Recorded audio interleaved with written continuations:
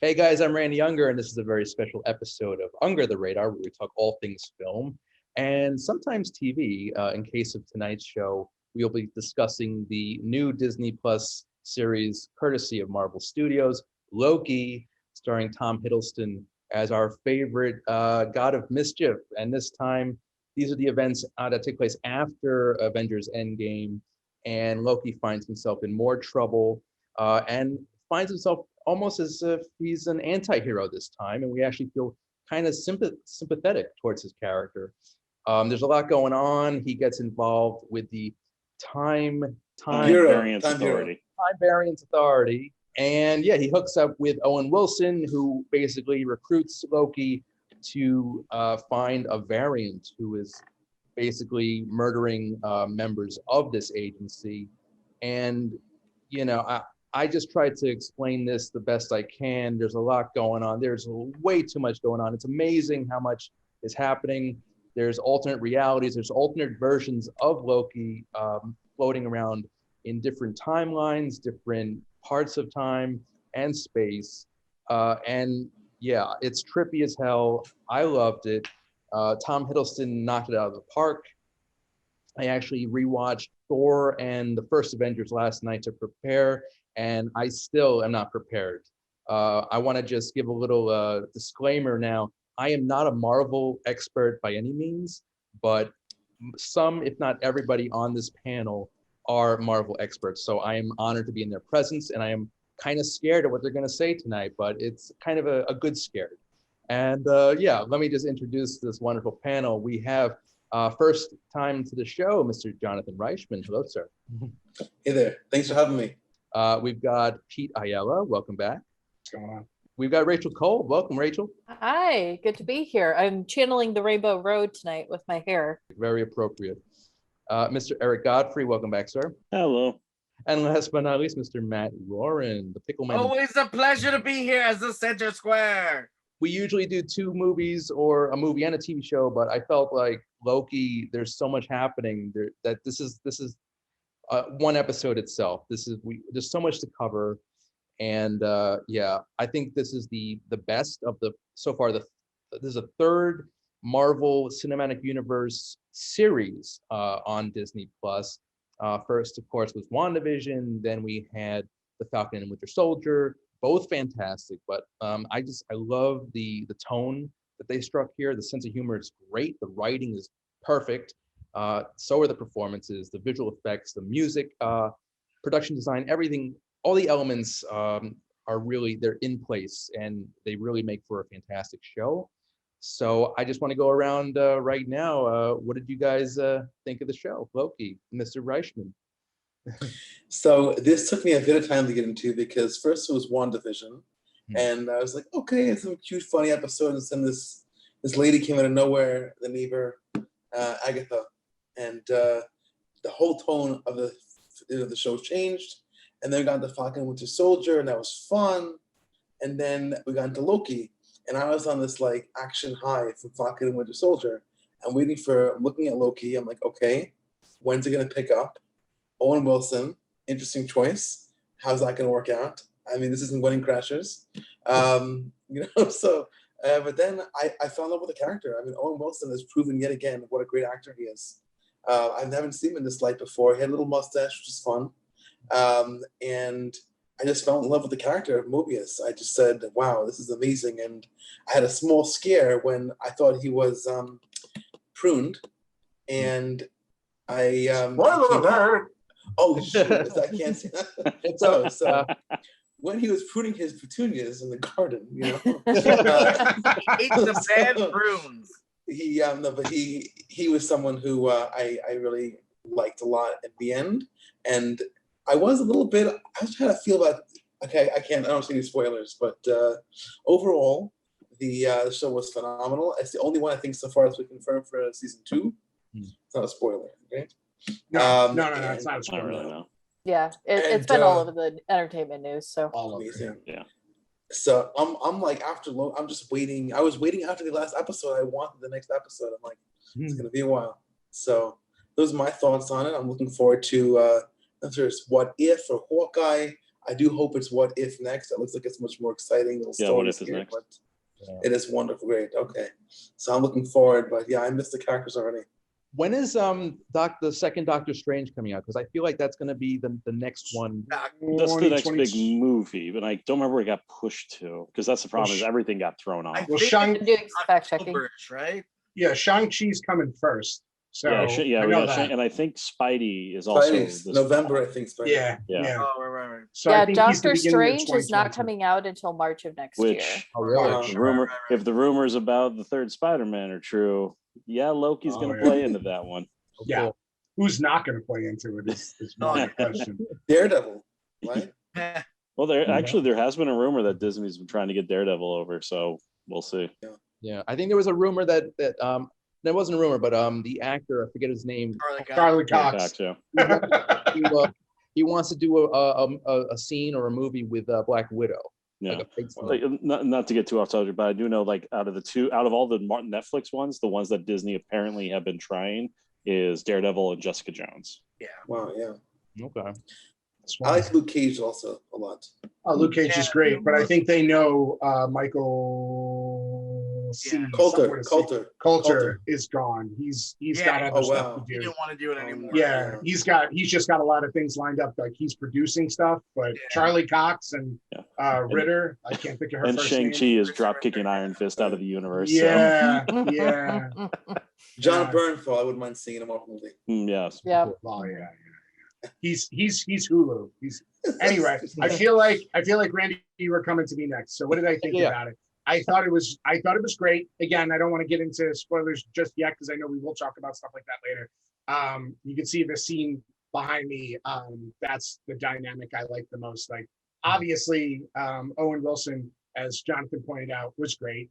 I didn't get enough of the wow, that's wild. Like I didn't get enough of that from him because I friggin' love him and I love how goofy he is. Like I like that he plays into that. I've loved him ever since Bottle Rockets and all of that.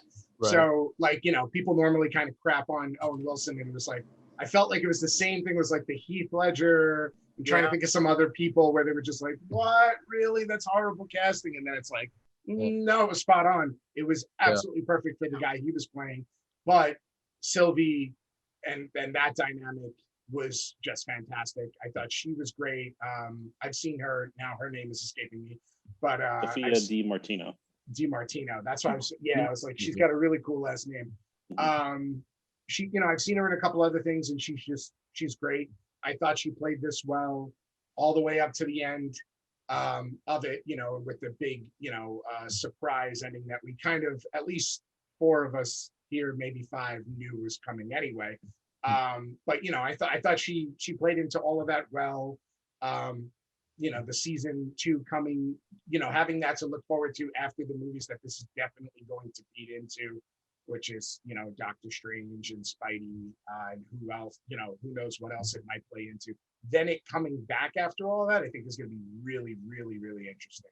And, as Jonathan said, you kind of came off of that action high, that Jason Bourne high of seeing Falcon and Winter Soldier. And thank goodness Black Widow came out in between that because that gave me the fix I was missing. It was kind of the same thing, which I think she nailed it way better than the show did. But anyway, moving back over to it, getting back into that cosmic, and the fact that I just finished watching the 2 first Guardians and Ragnarok just because I love the cosmic side of things and I had to get back in that mindset. I think they nailed it. Obviously this is longer. There's going to be some fluff. There's going to be some extra stuff you don't actually need. I think this probably could have been done in 4 episodes versus 6, but I like what they did. I hope they add more to the story. I hope there's more facets of it for next season. And I'm just looking forward to seeing how they'll use Sylvie and some other characters in the rest of the MCU. So that's my take. I love it. I love the alternate realities. I love how this show kind of stirred the pot and made things really cool and interesting for future installments, future series, future movies. So I think this is kind of like, this was like a really kind of a turning point for the MCU. Right. And I was just blown away. Like I said, all the elements fit together beautifully. and it made me wanting so much more. Like I left Falcon and Winter Soldier wanting a lot more, but with this, it's like a totally different dynamic. Like just the tone, I wanted more of it. Like I'm craving more Loki. I need more of this. I know this Wednesday, like I'm gonna just cry. I'm gonna wake up and cry. Like, Yeah. I think Matt should go next since he's gonna cry. I'm just gonna cry, man. You can't have that. I mean, if it's tears of joy, maybe. Here you go, Matt. That'd be weird if you saw my hand reach into her screen. Okay. Can pat on you? I can't say enough about that. I mean everything about this show was exactly what I wanted and so much more. I mean the casting alone was fantastic. I mean everyone whose names I can't pronounce that's in this it's like actors and actresses that I love who have names I can't pronounce. Okay. What's her Gugu I didn't try with that one. yeah, I mean Gugu.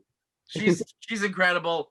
You know, it was you know, her chemistry with Owen Wilson's character, like, you know, I just thought they did fabulous. And Owen Wilson, I don't get the internet hate, like so many people just like raving and ranting about how like Owen Wilson ruined the show and he shouldn't be like he's miscast. It's like, what? He was I perfect. don't understand. Yeah. I think this is But- his best work, actually. Yeah, I mean, you know, like Aside it's from the Wes Anderson stuff. I feel like, and it's funny because like even when people are like, oh, like, you know, he's acting like different in this, it's like he really isn't. This is like straight out of like Royal Tenenbaums Classic. and Loki. Yeah. You know, it's like it's all the same. It's just a mustache. Like, yeah. Yeah. Instead of a bandage on his nose, he's got a mustache. There you go. No. But you know, I just yeah, every, you know, even like the things that I expected felt like surprises. I thought the way it was written was so good that it like made me expect things and then like hesitated and then gave them to me later when I didn't expect them anymore. And I just think the writing for the show is masterful. Perfect. Like I said with Falcon, it feels like a movie, just chopped yeah. into 6 segments. That's really That's exactly, you know, what I was hoping these shows would be, is just because it's like one of those things like I watch Marvel movies in the theater and just like wish they were 5 hours long. Like I'm like, I want this movie to be 5 hours long with a little break where I can pee. But you know, and that's what I'm getting. You know, it's like I love that we're getting these shows, the quality of the films. And half of the time I would say these 3 shows have been better than half the theatrical movies. I think they're getting like they got progressively better with each show. Yeah, well, I think, you know, it's one of those things they're still feeling it out.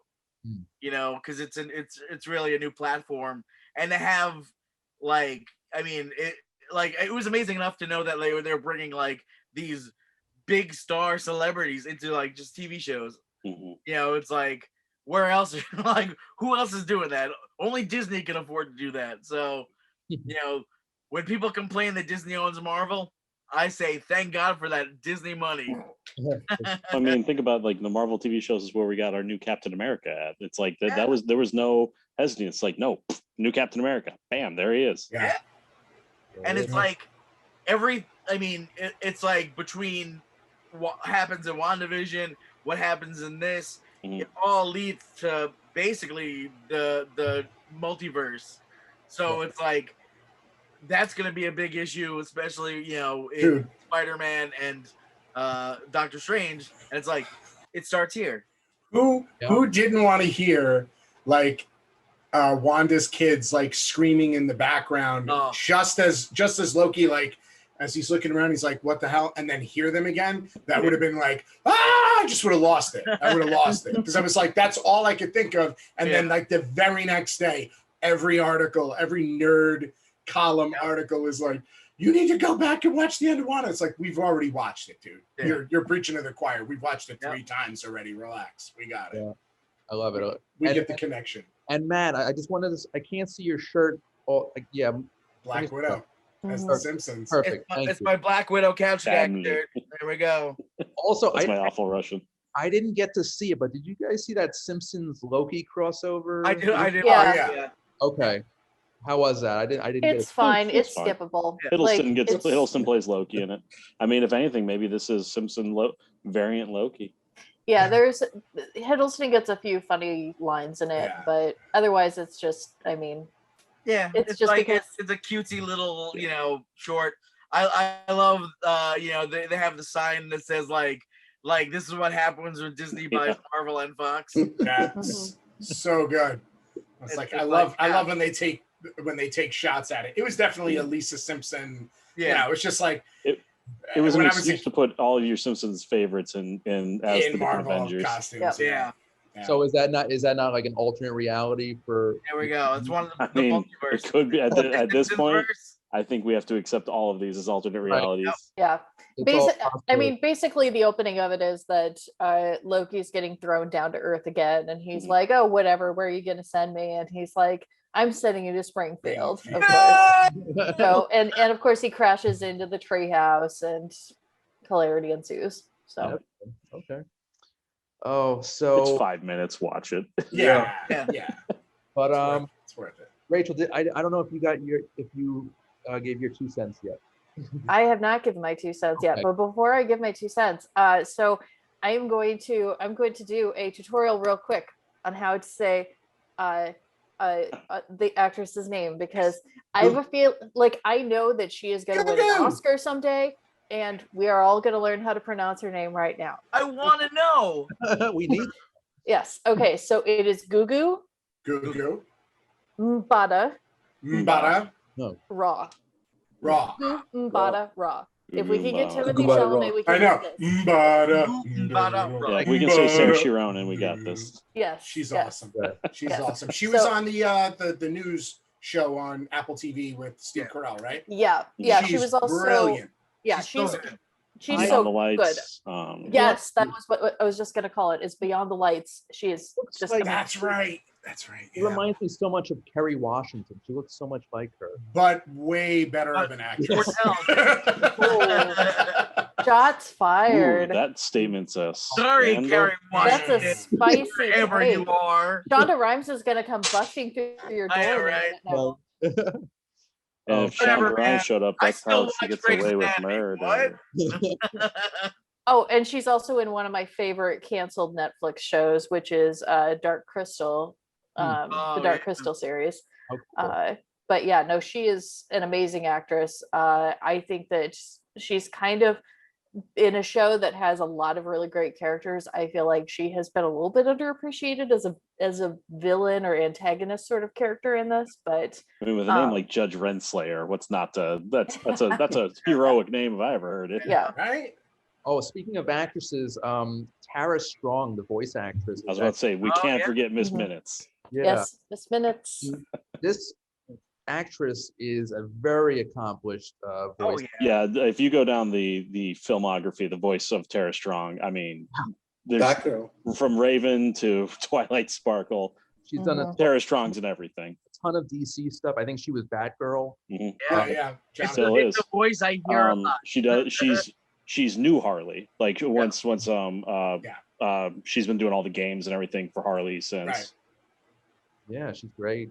Mhm. And I think she was used just the right amount as Miss Minutes. Very Mm-hmm. cute.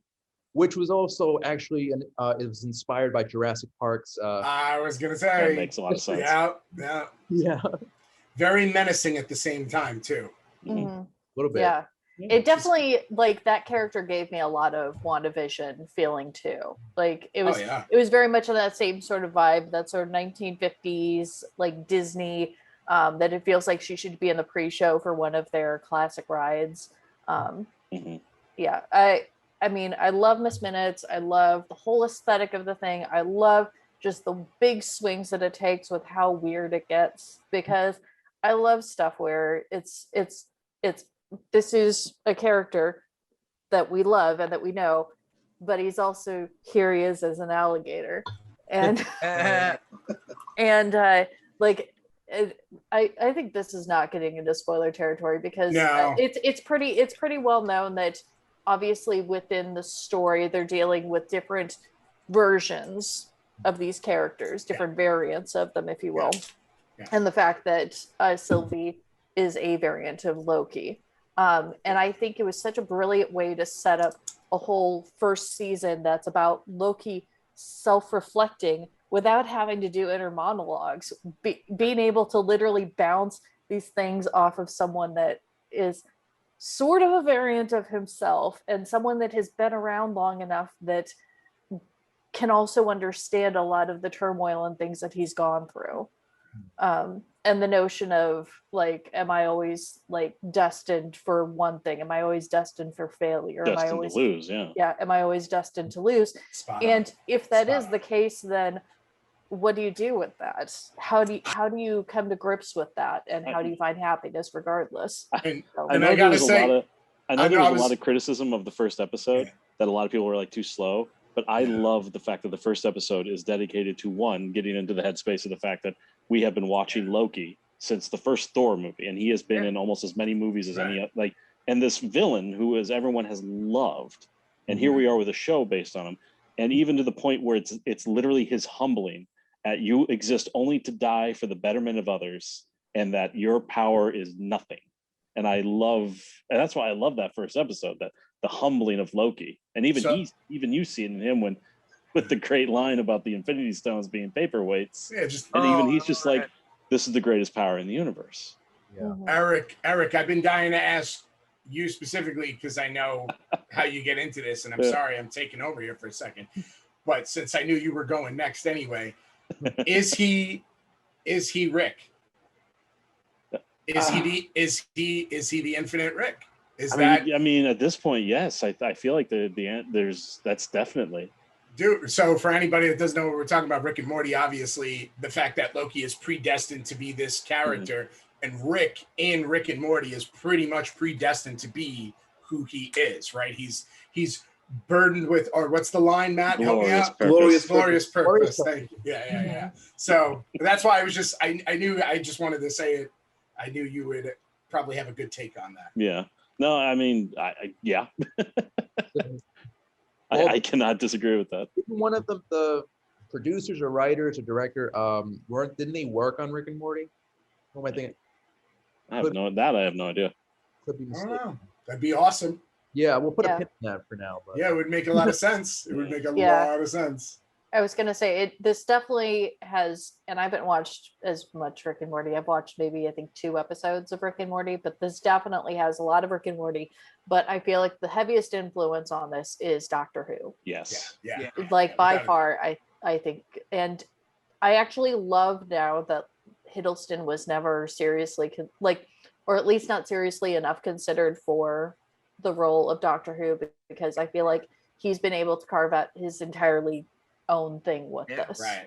So, And I mean, this really, like, it really just felt like this is what we should have had on Doctor Who. Like, it's like this, like new showrunners already. Come on, I need this. You need that Disney money. Yeah. Yeah, I know, right? I I mean, found Dear Disney, buy Doctor Who. here it is. So Michael Waldron, he's a screenwriter and producer. He was actually brought on as showrunner due to his work on the adventure comedy Rick and Morty. there you Oh, go. look at that. There's That's awesome. Well, I mean, the Rick and Morty thing with all the alternate dimensions, the alternate timelines, it makes sense to get somebody who has a little bit of experience with that. sure. I just would have loved to see the TVA become like the whatchamacallit of Rick's. The what is it called? The Citadel. The Citadel of Rick's. Like the TVA is actually run by a bunch of Lokis. And it's like, what? that was something that we We're were too far speculating removed. about. Like, not to get into spoiler territory because it's not the truth of how. Right, things obviously, work out, obviously. But yeah, that would have been Yeah. great. I want to go back to the TVA, like the Mm. whole production design of Oh that. yeah, I love that. I mean, the minute Loki first shows, like the show from the start knew what it was, and I think that's what helped it out so much, and that's why it feels weird to think about episodic, because it is just so the show feels right from beginning to end, and that starts with the introduction of the TVA. I mean, I love the bureaucracy. I love watching the stupid rich kid get pruned, and just Loki's realization of he's in some deep trouble. Yeah. And It's got that classic like traditional mailroom lighting. yeah, Where it's like it's great. I love everything from the printouts of the "Is this everything you've ever said? Please, sign here" to the weird moment of existential crisis of how would I know if I'm a robot? Well, you'd be surprised. Walk through and find out. Which they just did that on Rick and Morty. The same thing. My mind was like blown. I was like, what? Even then, you have Loki like, So much of well, I that don't think I'm a like robot. Brazil. Now I really have to get into Rick and Morty. I've only, like you, Rachel, I've only seen 2 episodes as well. And yeah, but this conversation right now, it's making me. Right. Well, keep in mind, it's what do they call it? It's a smart show for stupid people or a stupid show for smart people. It's a smart show for this dumb right here. Yeah. And the thing that I have trouble with Rick and Morty, and I think the biggest difference between that obviously and Loki is the fact that Loki has a much more optimistic Rick and Morty is very nihilist. Nihilist, yeah. And I have a very hard time with that level of nihilism. As funny as I think that Dan Harmon is and all that, that's the one thing that's really been holding me back from. Although to be fair, Loki does get drunk during one of the things. Oh God, it's all coming together. Boy, but he's still a redeemable character. You know what I mean? Like, it's very hard. I mean, if you're invested in Rick and Morty, you might find Rick to be a redeemable character.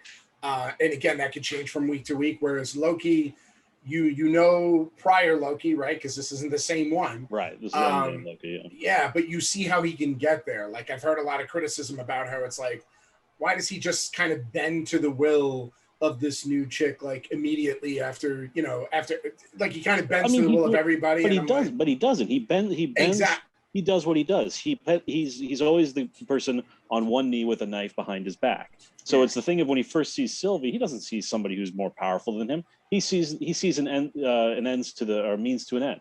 It's, I can use Sylvie to get to the timekeepers. I take over the TVA. Bam. So it's the thing of at every step you always see that Loki machinations of I work with Mobius to get me to the to get to the timekeepers. Oh, she's more. I'll get behind her to get to the. Even going back to how everything with Thanos. I'll work with Thanos. He'll make it so I can take over Earth and get the throne. And he's always got that. And that's what I like again about that evolution of Loki, watching this as everyone, even Mobius knows he's going to stab him in the back.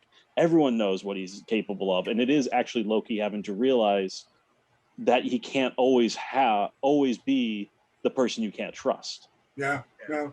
I think another big thing about bringing the Endgame tie-in again, spoiler alert if you haven't seen Endgame from 3 years ago, Infinity War, so 4 years ago, when he gets killed in the beginning of it, that just goes to the genius of Feige, and I don't want to just put it on Feige, but the MCU. Like, we're taking him out here and we're going to bring him back really quick in Endgame because we already have this whole other thing set up. And I'm sure Tom Hiddleston was the last person to know that it was even set up. You know what I mean? It's like, no, we have way bigger plans for this character. We know how bankable he is after seeing that he's the only good thing in Dark World. And then, and I love Dark World, and he's still the only good thing in it. And then him being fantastic in Ragnarok. We know that we could take this character off into a different place and just make it all about him, literally with variants of himself. Mm-hmm. So now I that's all I thought about throughout this whole show. Him getting choked out and watching him see, that's not a spoiler. Obviously, he's going to realize, what's happened to other Lokis and stuff. Seeing himself get killed like that, I was like, but that was the pivotal moment. That's not the other Loki. That's the sacred timeline. That's the Loki that's it's only supposed to be that Loki. No, okay, wait, just to clarify. So the Loki that is behind me now, that's not the same Loki that killed Agent Coulson. No, that is. Oh, it is. Yeah, that is. It is. It technically is, but he's the Loki during Endgame when Hulk bursts out of the stairs that he hates so much and knocks the Tesseract to the ground. And the Loki that picks the Tesseract, that's the Loki we're following. So he hasn't been that Loki yet? Yeah.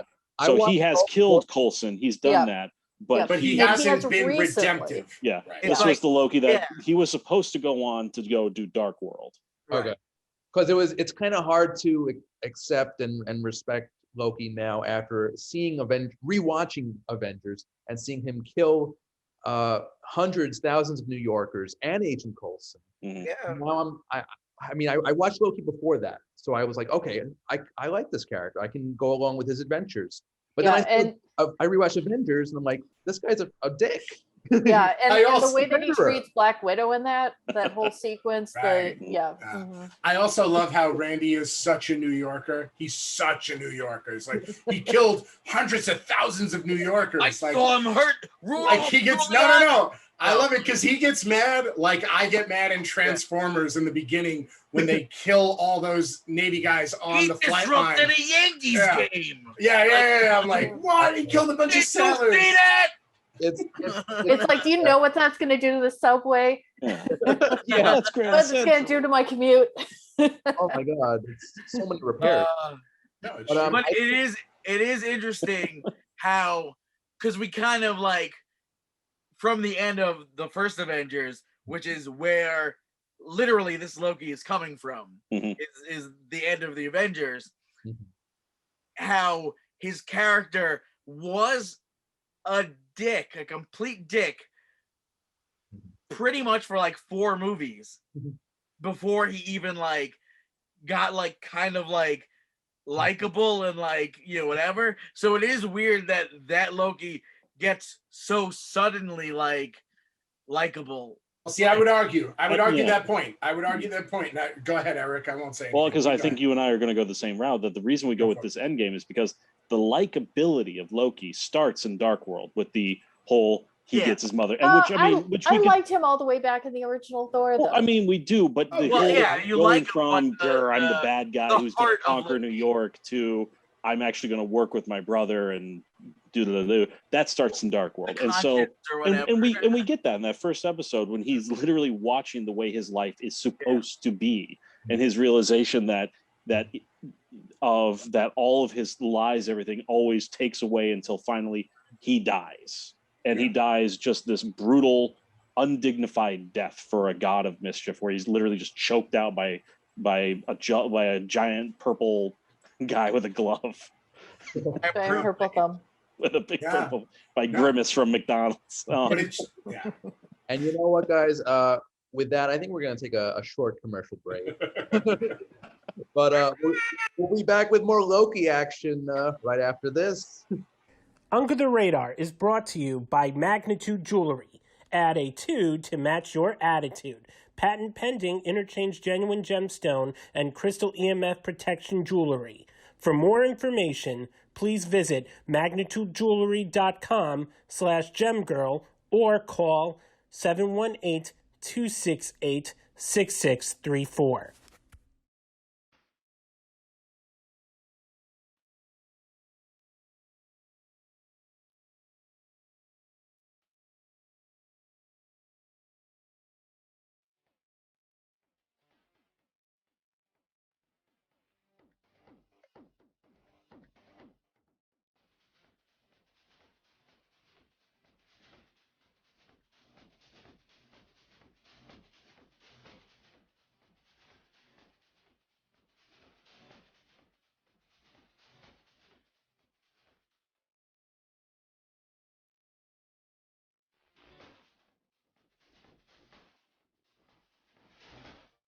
Hey guys, welcome back to the show. Randy Young, Under the Radar. My wonderful panel of guests tonight, talking all things Loki. And we touched on this just now, just a few minutes ago.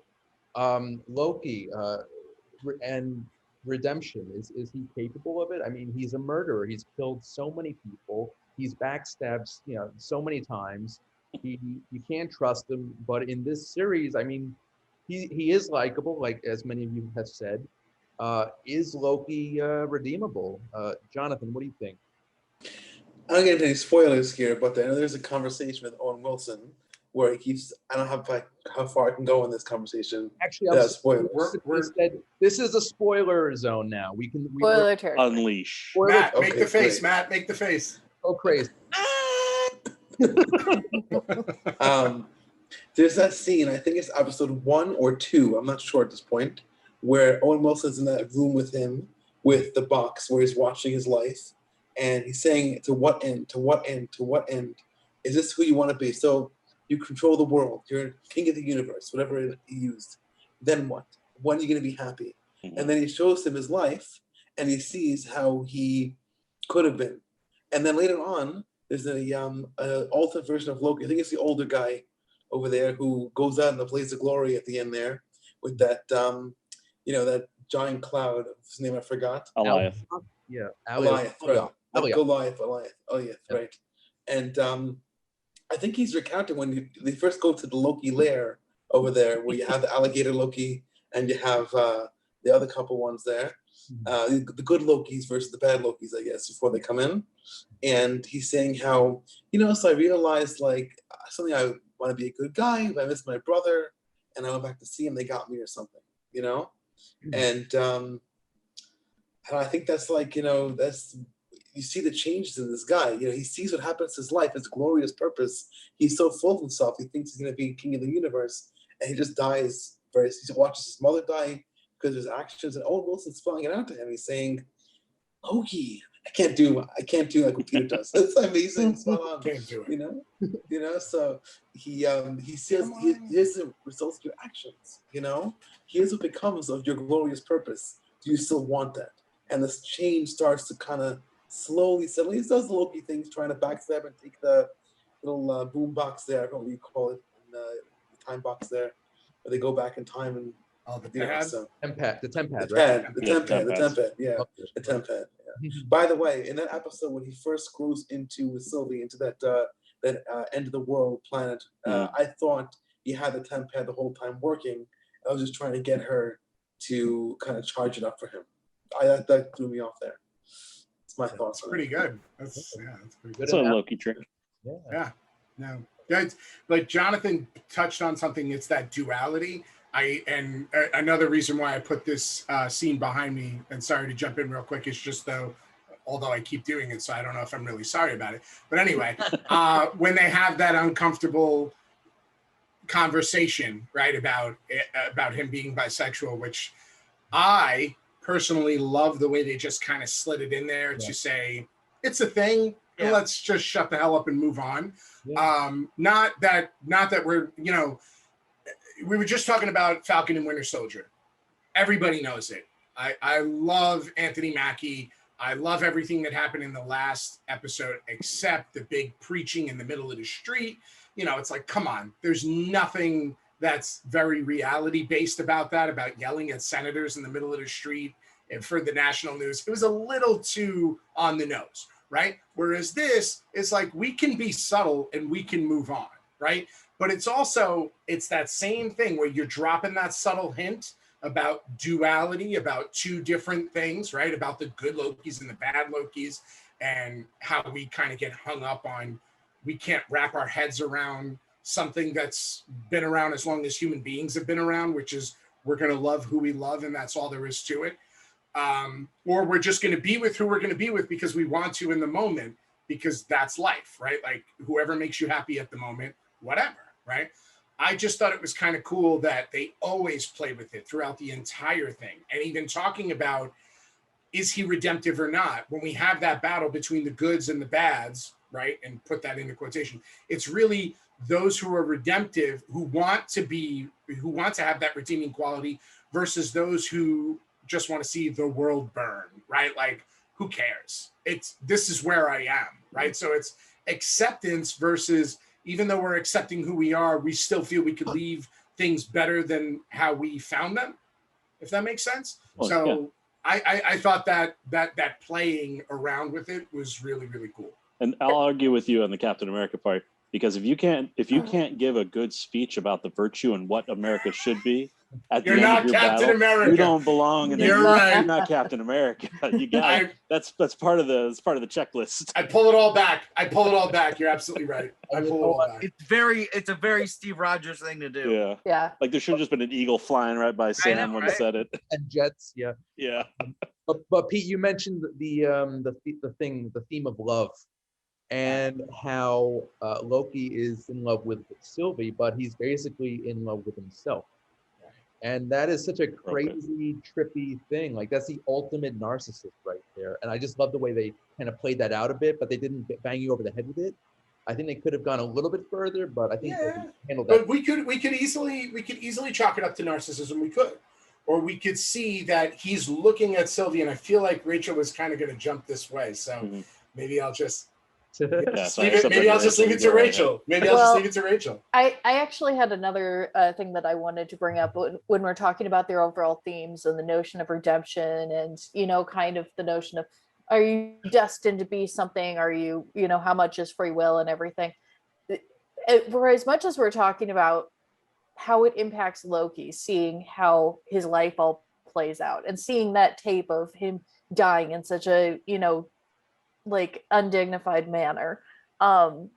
We haven't even talked about what happens to the people at the TVA when their actual purpose is revealed, and how much that shatters their world, and the ways that like with the character of Owen Wilson and Gugu, how that completely diverges. And I think that that's like, and it's also the perfect setup then for, for that sequence at the end with Loki and Sylvie, and the fact that their worldview has been shattered in some ways, and that they end up going into diverting paths. But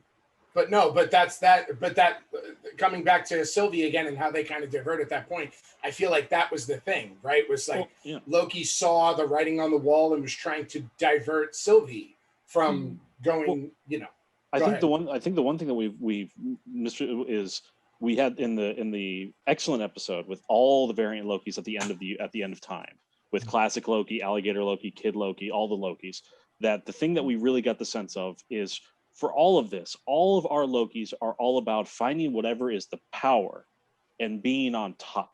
And Sylvie is the only Loki variant that went, no, burn it to the ground, like this power.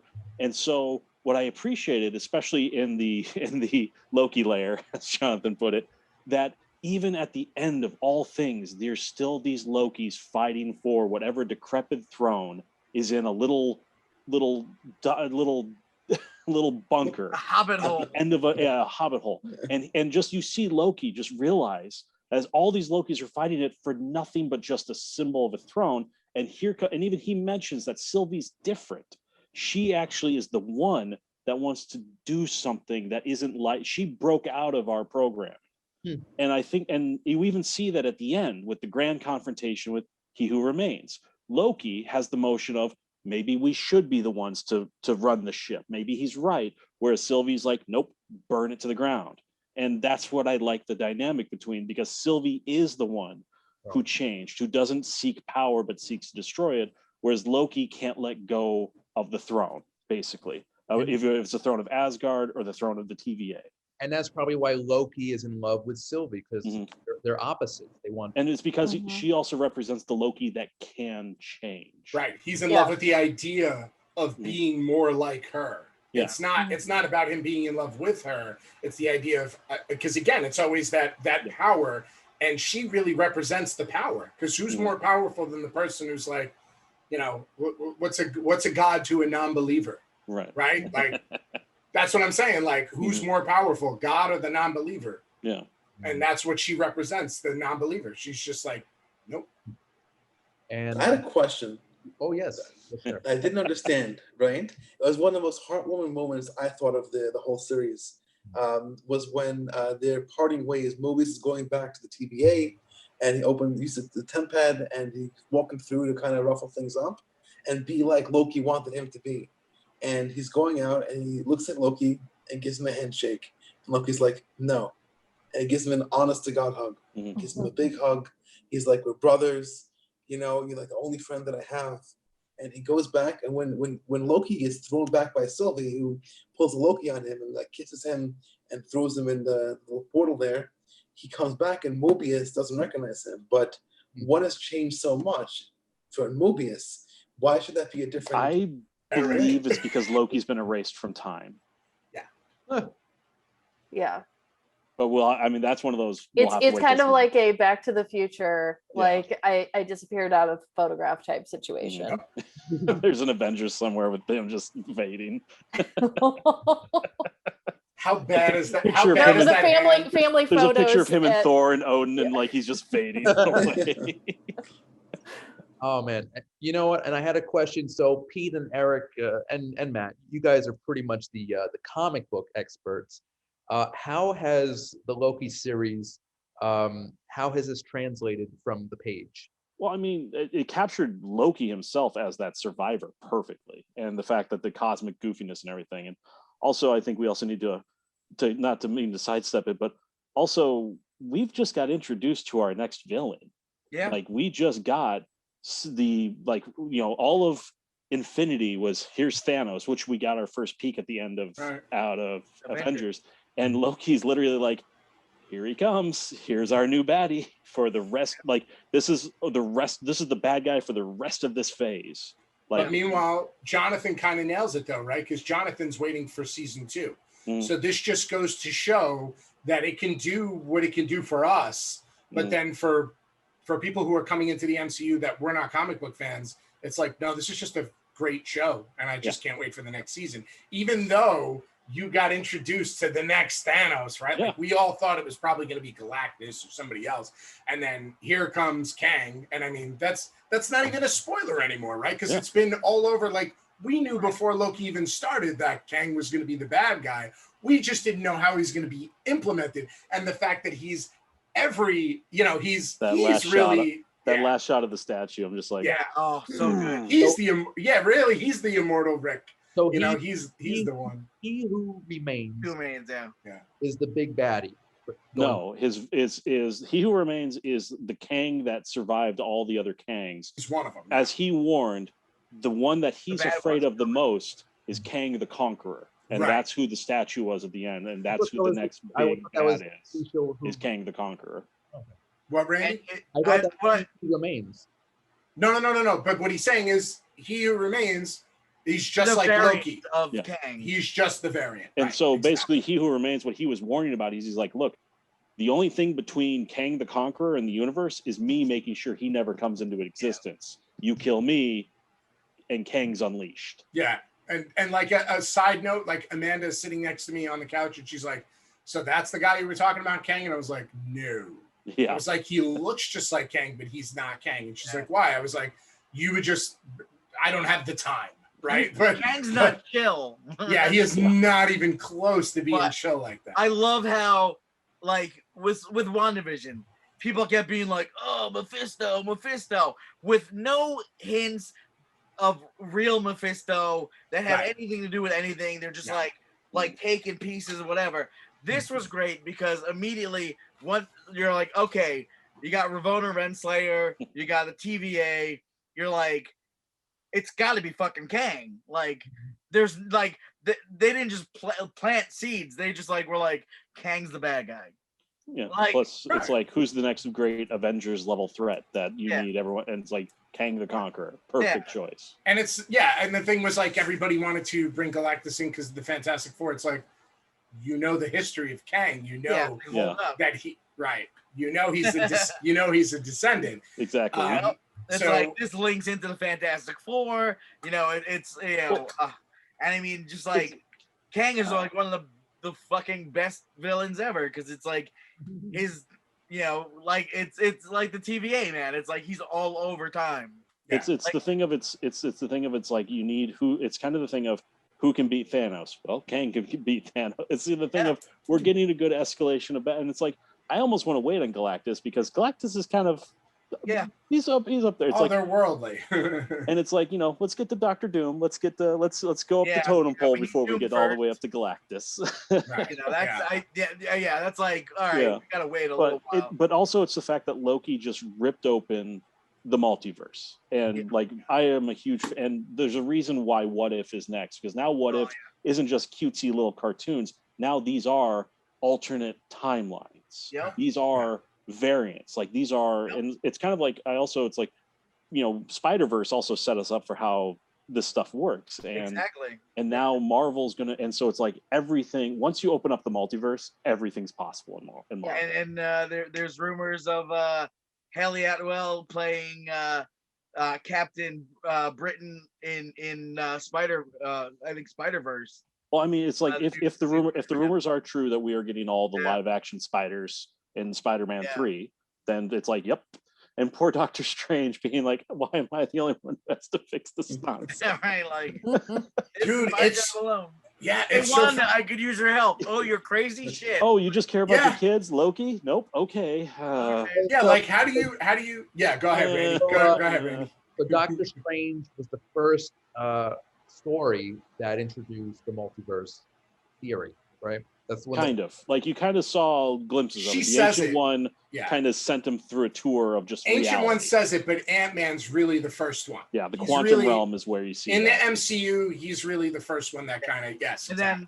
then of course you have the Doctor Strange, like, you know, I've looked through all the different outcomes of this, and there's only one in which we beat. Yeah, Well, it's like It's so who rewatched Endgame? Because when you rewatch Endgame, what I appreciate about the way Loki the TVA describes it is exactly the way the Ancient One describes the timeline to Hulk when they go back in time in Endgame. She literally describes the branches, everything, and shows. And so it's like, you know, even there we were getting Loki set up by the Ancient One in Endgame. So you could kind of get a sense of it. The only difference is they're putting and again, I feel like if you go back and watch the first Doctor Strange, there'll probably be something that hints to this, that it's all incumbent upon those stones, but really those stones don't mean shit. Well, and to be fair, the reason why the Infinity Stones, they only work in the reality that they're in. So you take an Infinity Stone out of its reality, it's a useless piece of plastic. Which that's what I'm saying. Yeah, that's what I'm saying. like I think she says Superman. something about Yeah, and then also because in Endgame, the whole point that they were coming up with is basically Cap went back and pruned all those timelines by putting everything right. So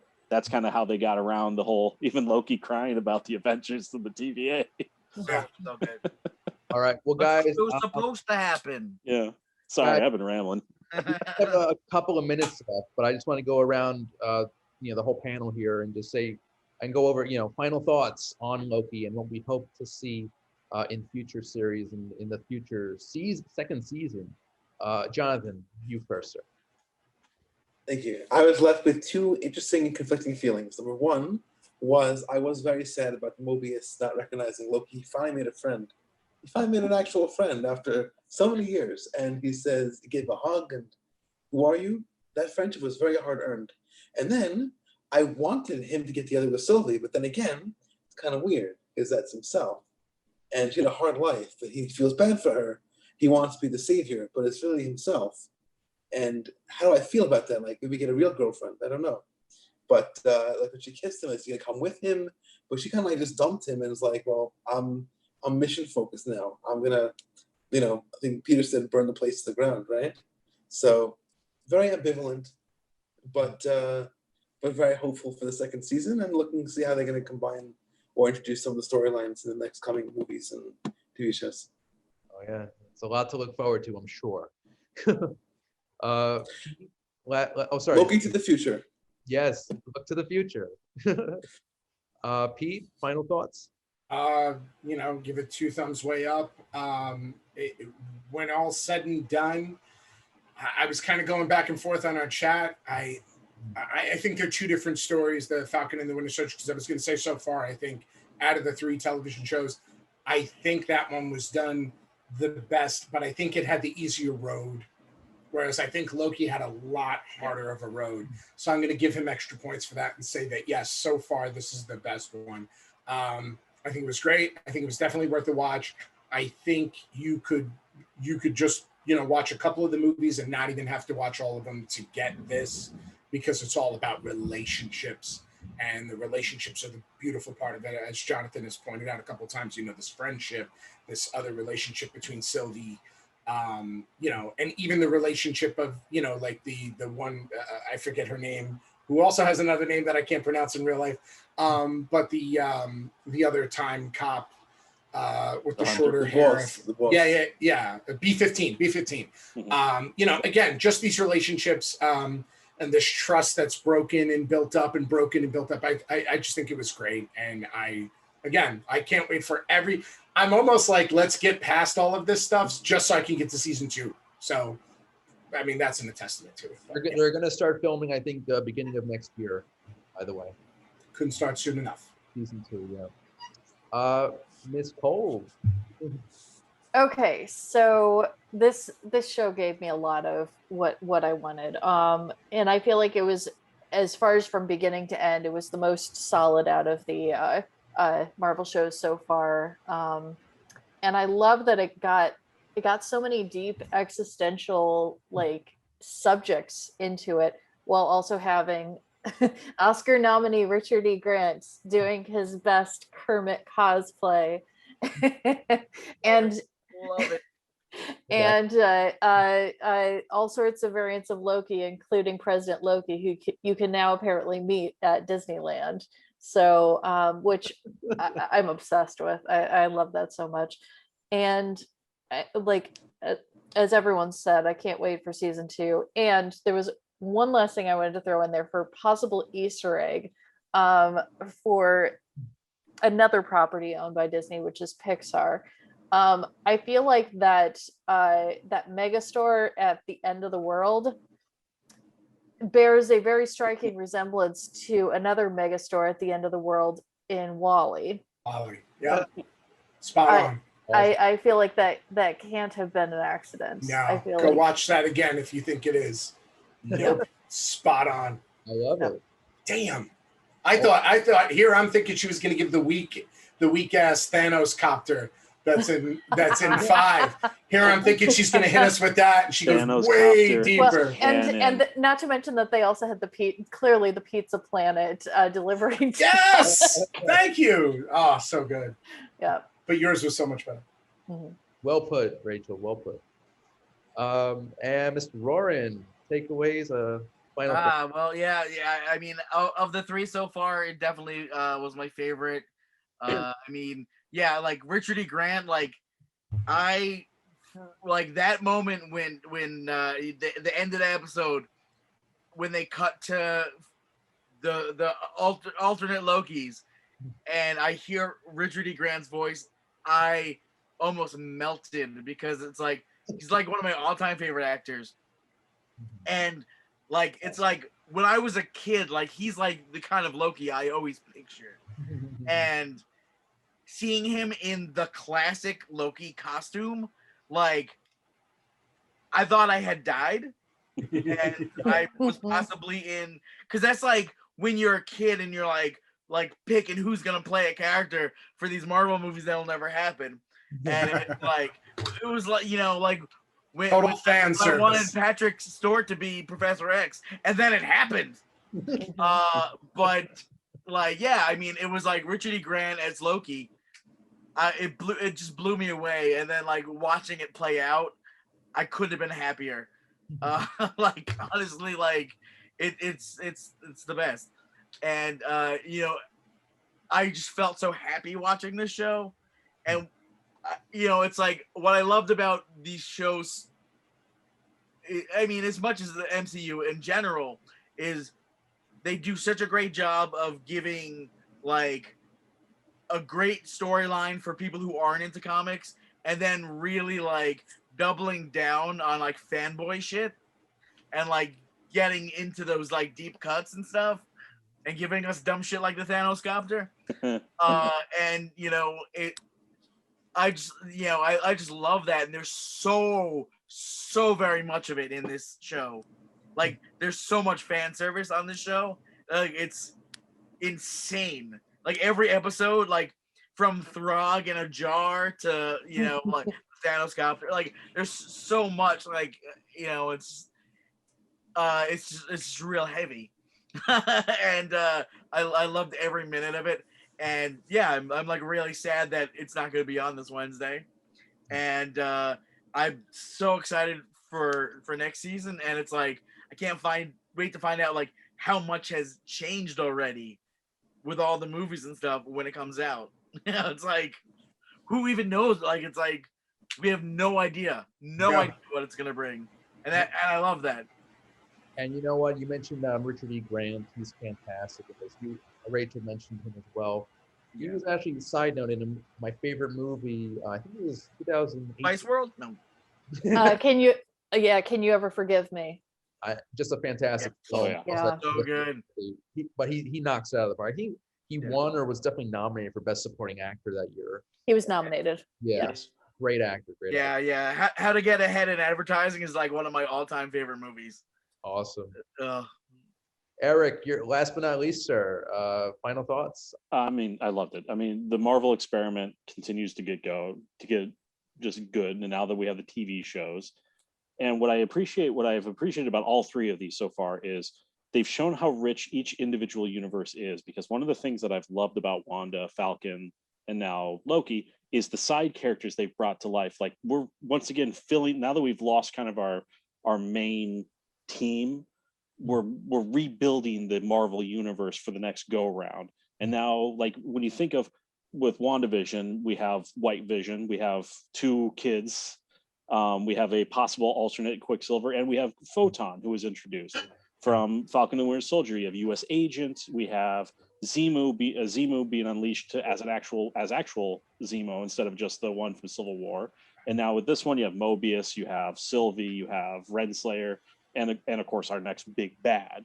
And I think they've done a great job laying the groundwork while still being incredibly entertaining and making it so, like, whereas we know Loki's getting another show, we know the fourth Captain America is the continuation of Falcon and Winter Soldier, and we know that Doctor Strange 2 is a continuation of WandaVision. Mm-hmm. And so it's the fact that we can't wait for every seed that's been planted shows you what a success they are. And Loki, I do think it's probably the best of the three, because I like cosmic goofiness, and this one really went out there.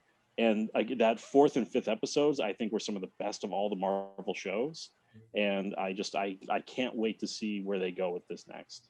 Yeah, for sure. And I think it's really it's two elements that really carry the show to great heights. It's the relationships between characters and the sense of humor.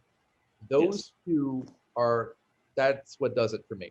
And after a long day at work, you come home, you put on Loki, and the episode ends, you have a smile on your face. And I think that's what any good show will do, and that's what Loki does and will continue to do with season 2. So yeah, guys, that was a great discussion on Loki. And I just wanted to go back a bit. We didn't do this at the beginning. We usually go with, what we watch throughout the week. What are we streaming? What are we watching? Blu-ray, DVD, not Marvel related. So if you guys have time to watch something non-Marvel related, I'd love to hear from you real quick right now. Ladies first, Rachel. So I've been watching quite a bit of TV this week. I don't know what it is, but I've just been like blazing through shows. I ended up finally, you'll all laugh about this because it's also on Disney Plus, but High School, the musical, the series. How was that? So season 1 was pretty okay. Season 2, they've kind of figured things out, and season 1 is all about them putting on a production of High School Musical. Season 2 is about them putting on Beauty and the Beast, which I much prefer Beauty and the Beast. And all of the original music that they've had has been really good for this season too. So you've got like the combination of really good Ellen Menken music, and then you also have Olivia Rodrigo, who was recently at the White House talking about vaccines, and also a singer of Driver's License.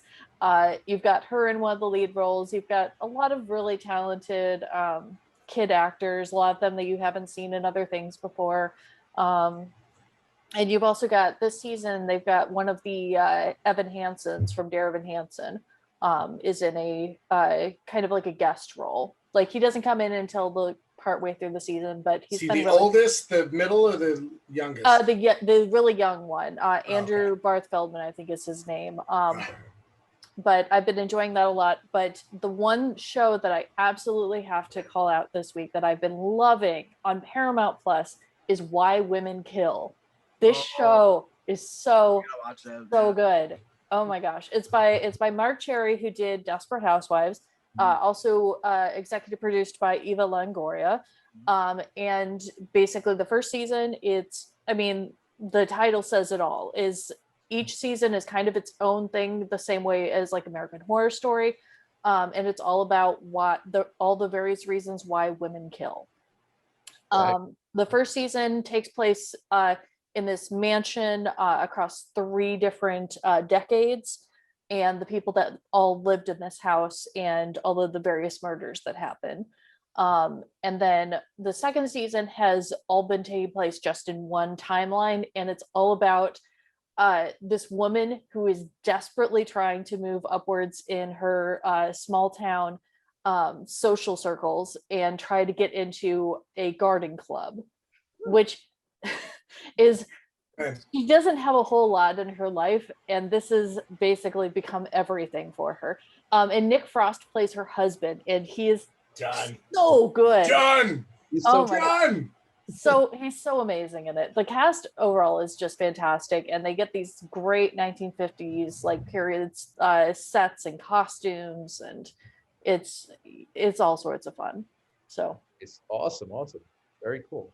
and one last thing, also on Paramount Plus, I have been watching All Stars 6 for Drag Race, and I'm so happy for Ginger Minj this week. She's just been killing it on the show. So good. Cool. I'm a Peppermint fan. I got to check out Paramount Plus. I don't have it yet, but I'm definitely going to check it out in the future. Eric, what are you watching these days? So I finally ripped off the Band-Aid, and a friend recommended, and Taskmaster has been my newest obsession. Not to be confused with Black Widow's Taskmaster. I don't know if anyone else has heard about this. It's a British comedy series of where Greg Davies and little Alex Horne put together 5 comedians, and they make them do different tasks, and it is hilarious. And one of them, I can't stop watching it. Like, one of them is they have to draw a horse while on a horse. They walk into a room, there's a cake, and it's destroy the cake. And it's so do it artfully. Yeah, destroy the cake in the most artfully way possible. Okay. And it's just watching 5 people try to figure out these tasks, and you will die laughing. And what's it on? It's on YouTube. It's BBC, but it's called it's Taskmaster. YouTube. Gotcha. And I mean, we're on series 6, and I can't stop. It's one of the greatest shows I've ever seen. That's awesome. Sounds good. Sounds quirky. Yeah, it is, and it's so funny. It's so funny. Taskmaster. Gotcha. Mm-hmm. Jonathan, I know you're always watching something. What are you watching these days? So some of my favorite shows actually finished their seasons or series even, and then there's some they made extra seasons of. So Van Helsing finished last week. I was a big Van Helsing TV fan. Liked it a lot. The last season, I kind of was wondering why the main character stepped aside in most of the season. That finished. I used to watch that and Loki on Sunday nights. And then one amazing show that stepped into the limelight, if you're a DC fan, which is like 10,000 cuts above the rest, is Superman and Lois. That's incredible. I've heard good things. Superman, yeah. Amazing. I'm like, every episode I watch, I'm floored. I can't watch anything else afterwards. That thankfully has a few more episodes. And then, I don't know if anybody has actually seen this before, but if you haven't, it's on Netflix. It's one of the best, I think it's one of the best shows out there by Guillermo del Toro. He has Troll Hunters. Troll Hunters is 3 parts to the universe. There's 3 episodes of Troll Hunters, about 56 episodes, 20 minutes, a cartoon series. Some big voice actors like Kelsey Grammer, for example, as one of the main characters. Then they have a spin-off, which is also going to have 2 seasons, called, is it Aliens? Or it's Troll Hunters? It's Troll Hunters. There's, it escapes me at the moment, about aliens, basically. And then there's a 3rd one called Wizards with 1 season. So I thought it all finished. It's kind of depressing, but great character developments. And then they are bringing them back a year later for Troll Hunters Rise of the Titans, coming out on June 22nd. And actually, there is one amazing show that I cannot, that also is also top in the charts. Also Netflix series. If you're a Jurassic Park fan and you haven't seen Camp Cretaceous, you are hurting yourself. Okay. Say it again. I'm addicted. Camp Cretaceous. Oh my gosh. Scary as heck. Jurassic Park. Yeah. I worked till like 2 in the morning. So I come home, I'm tired. I got some chips, some Coke, some drink, whatever, and I'm watching the T-Rex chasing them and all the other scary carnivores in small spaces, and it's terrifying and it's amazing. To the point where I got to lower my volume in my headphones. I don't want to have a heart attack, you know? So it's so good. And my favorite part is like rated like whatever for fear. It's like, they've been rolling out seasons. They can't do it fast enough. Every 3 months is a season, but it was just delayed, I think. There's supposed to be a new one in September. I think it's pushed November. But Camp Cretaceous, incredible if you like Jurassic Park. And Our niece is completely hooked on it, and I got her this sign actually when we were at Universal recently. But you're So- gonna keep it, right? No, of course not. This is I got it for her, but then I realized she's ungrateful, so I'm keeping it. have you Yeah, guys I seen love. the new action figure of Mr. Arnold and the Velociraptor ripping off his arm? I have not. There's a figure now. It's like a little play set where Samuel L. Jackson's character. Remember, you see his. Yeah. Oh, Oh, yes, Mr. I think I Arnold. heard about that. Yeah. It's like a little play set thing. Well, because that's the whole thing, right? Like, did he get killed or did he just lose an arm? Which They're- obviously, if you lost an arm and you had no emergency They're services, assuming that's what went down. Like Right, right, that right, the Velociraptor killed him and ripped his arm off. But it's a very funny looking toy. So if you ever see it, That's awesome. right on the mantle. I must have it. Yeah. Jonathan, you screwed me all up, man. I got so many shows now between No, you and they're Rachel. all- The Pete, best that's you. ones out there. What? If you like action, Van Helsing is scary and awesome. At least the first 4 seasons. Yeah. And they chose to kill it off in the last one. But Camp Cretaceous and Troll Hunters are incredible. It's like Okay. I'm so addicted. There's everything that he does. This little kid, Troll Hunters basically is this little guy, a bit of a wimpy kid, but with a brave heart, like a King Arthur story, finds the medallion meant only for trolls who are not having a human troll hunter. And he goes, "For the glory of Merlin, daylight is mine to command." And he gets up and he has his armor come on top. It's such a good with the voice. Jonathan, you got me sucked in so hard. It's not even funny. If you like Marvel, Frank Tassatori, who, as everyone knows, is the voice of the Hulk, and also I think he knows Fred from Scooby Doo and a few other ones. He does the voice of the Arg, the second troll. Him and Kelsey Grammer have incredible chemistry, and a lot of other fancy actresses and actors. And it's just Well, like, it goes was on also and one of unfortunately Anton Yelchin's last Last he performances. project. died. Yeah, he Oh. died. He recorded. That was He was the sad. lead character for I think the first 2 seasons. He love him. recorded enough before Yeah, they he had to did. replace him. Yeah, it was sad. That's one of Randy's favorites. I know you love Yeah. Anton Yelchin. Danielle, Oh yeah, Yelchin was amazing, and this is one of the Yeah. last things he did before he passed away. gone way too soon. Way. No, for sure. Yeah. Guys, we're running out of. I'm 26 sorry. years old. Real quick. Almost out of time. I think we're going over. Yeah, But- I'm going to be doing an extended episode on YouTube. I was going to say real quick, Oh, I was I'm gonna watching Afterlife. Fantastic, Ricky Gervais, done deal. I don't have to say anything else. Just watch it. I'm not going to say anything about it. Don't say anything about it. It's so damn good. Watch it. All right. Sorry, Pete. Thank you. Thank you. Mr. Roran, what are you watching? I'm just old stuff, man.